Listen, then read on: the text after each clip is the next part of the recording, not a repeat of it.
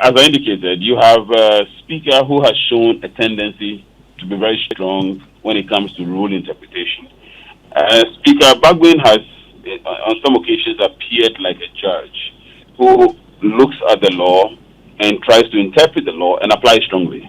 He is not just a speaker who speaks on politics, but he's a speaker who sometimes is very strong in legal interpretation.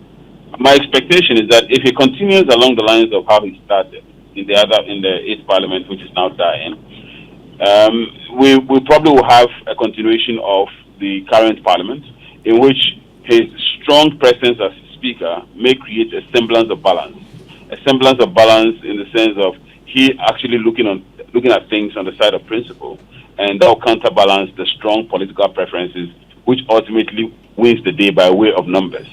My expectation is that if Speaker Bagbin goes along the lines of how the eighth parliament is ending, then we are likely to have a semblance of balance.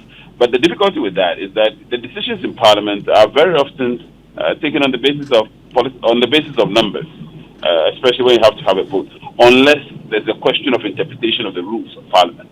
That is where the speaker is able to come in. And so the speaker's ability to, as it were, shape the configuration of things is itself a bit limited. There are times when clearly the matter has to be put to the vote.